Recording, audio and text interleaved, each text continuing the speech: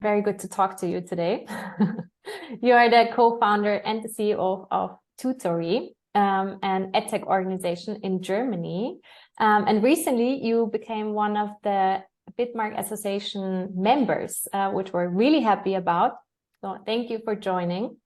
I think maybe we start with an introduction into Tutory. How did you come up with the idea? Yeah, what problem do you solve with the edtech platform? Yeah. Hey, Lisa, thanks for the opportunity to talk to you about this, which is great. Thanks for the introduction. And now to the question.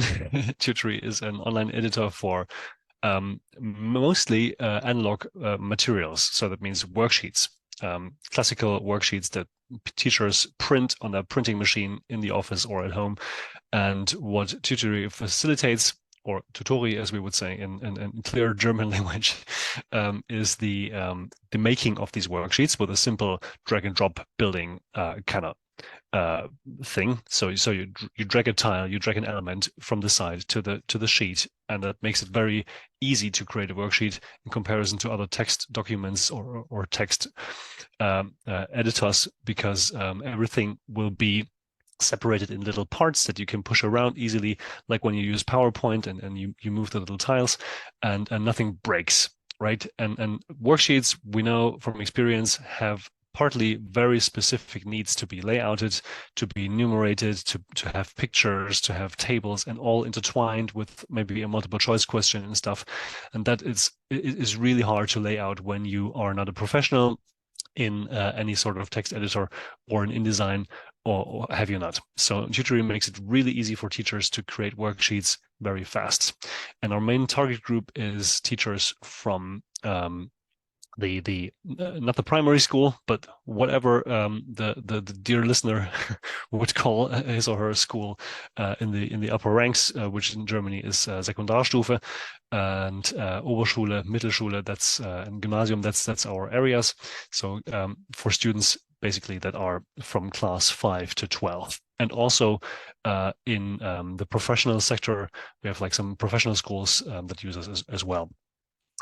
And we do support strong OER thought, like about open education resources.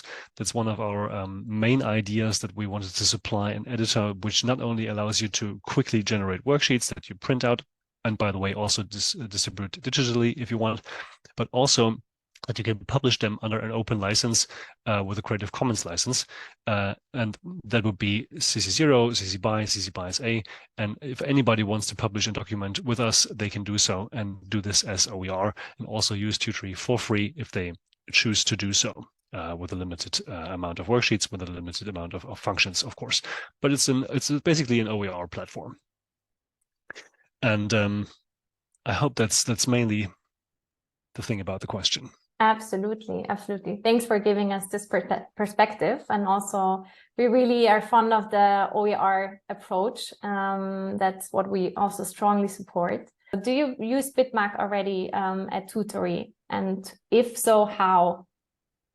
We don't use it yet because we have been busy with stuff that is like day-to-day business. But we are really planning on doing so. That's why also we became an association member, which is, I think, crucial to supporting this this format. And it's for us is the most crucial point, I think, that first of all there's the OER idea that we follow, and OER needs to be open. And the issue about being open is how well can a material be distributed in the world, basically. So you have like an image, you have a text, and you want to distribute it. You have the Creative Commons license, which makes all things very possible. But then again, with Tutory and with any collective work, it's pretty hard to distinguish, like on a worksheet, the different sorts of texts. Like maybe you have two texts and both are under different CC licenses. And again, the issue then is that the machine has to find out which of the texts is like the most restrictive and which is the most open. And with Google or with any kind of crawler, we can only show the most restrictive. But then again, the content itself might be more open. So what you ideally want to do is spread the most open content in the most granular and most usable way, most widely in the web. And if you just go into a normal file format like docx or have you not, it's very limited of how machine readable the license is, and also the content. Like from a normal text document, we cannot make a website, right? We have to use an AI. We have to use any kind of crawler that is really intelligent to take apart a document or a PDF and know what is the number, what is an image, what is a text, and that's a pretty great barrier for users who want to convert one material to the other, which they are more and more doing, right? They want to use Tutory, they want to use some other platform, and they want to use it in the third platform, and they hate when the school buys a license for one platform, then the next year they switch platforms and they cannot move their materials, right? And that's an issue because most of the people who are building APIs and structures to exchange content are building it like by transitional, bilateral, so to say, and also for bigger bigger infrastructure, like a course, for example, or maybe a whole document. But that's much more effort. It's much more easy to actually send all the different contents and allow the users in the different editors in the web to actually make new sense of these contents, because Tutory is one thing, but then, for example, GetMoreBrain is another thing, and they totally work in a different way with the content. So you don't want to use a document in GetMoreBrain, and either way, you don't want to use a product of GetMoreBrain in Tutory. It doesn't make sense. You have to rearrange it. And this power of being able to control your content easily through different platforms in the web, if you choose so, if it's connected, that's a great thing. But I guess I'm totally flying away with the question. Help me in. No, absolutely not. I think it's very crucial that we stress out the importance of interoperability, that's the key word. The key word, which is really important to Tutory, but also like in the core of Bitmark. And as you stressed out, like this is one of the core problems in edtech right now, or like in the past years, the lack of interoperability. It's going to be another time, because content, of course, not everybody is open to open education resources, and not everybody has infrastructure to actually display all the things. And then unfortunately, it's not only Bitmark, it's also a single sign-ons, because of course people want to not only choose public content, but they also want to choose content in their private area on a platform. So the platforms need to collaborate more if they want to allow people to have their content move around. But then, of course, and also it's a very small group of people in the beginning, because like I'm getting questions like, can we export into a docx format? And I just have to shake my head. It's like saying, I'm sorry, my materials, tutorial materials, are very structured. Like they're just a table. They're just a JSON file, to speak to the technical community. But Word isn't. And what if you have it in Word, you cannot edit it, right? The whole infrastructure from editing the whole UI is missing. So what do you do with it now that you can't edit it? It's the same as a PDF, right? And I hope we're moving into a future where this interoperability on a granular level, which Bitmark supports, is much more common, in fact. Yeah, we hope so too, of course. Yeah. And so how do you plan to implement Bitmark at Tutory? How would you use it on a platform? Yeah, so there's the one thing that I spoke about already is there's like two main areas where you want to use it. The first one is to exchange material publicly.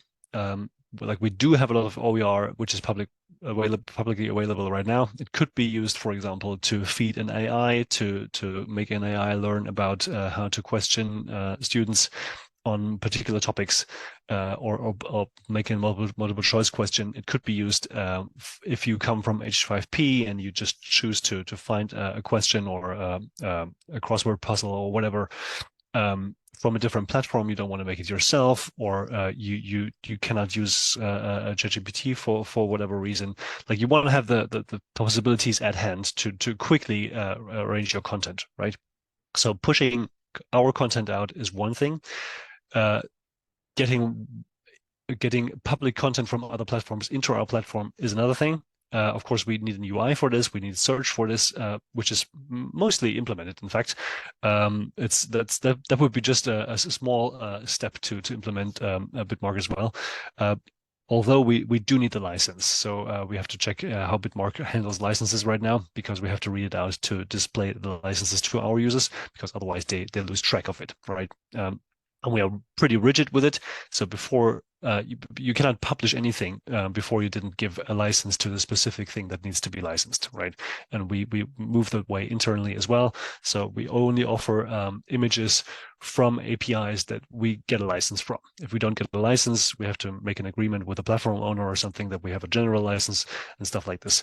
So well, there's some issues connected, right? But I guess if you just can search freely for crossword puzzles, let's keep it that way, in compare like the same way you search for pictures, that would be pretty nice, right? Because you're just fast. You might just be really fast finding content that you want, or get inspired by the stuff you find there. And the other area is basically to work with it inside, which again requires the SSO. So if you go from one platform to the other platform, you connect them, and you can, of course, take your content from Tutory, put it into, I don't know, Moodle, you put it into your 5HP instance, you put it in your whatever instance you choose to use, and that is connected. And you also grab your private materials that are not licensed, because you don't want to license it for whatever reason, you don't want to publish it, and you still can access it from the different platform. That's the other thing. And there might be a third thing,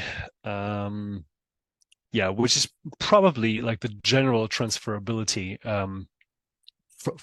out from us, like to give users more control on their material, on their texts, to do what they want with it, because especially regarding AI and developments in this way, users might want to get their content out more structured and push it into a different platform that might not have an SSO with us, but has Bitmark and just wants to use it there. So just more freedom for users.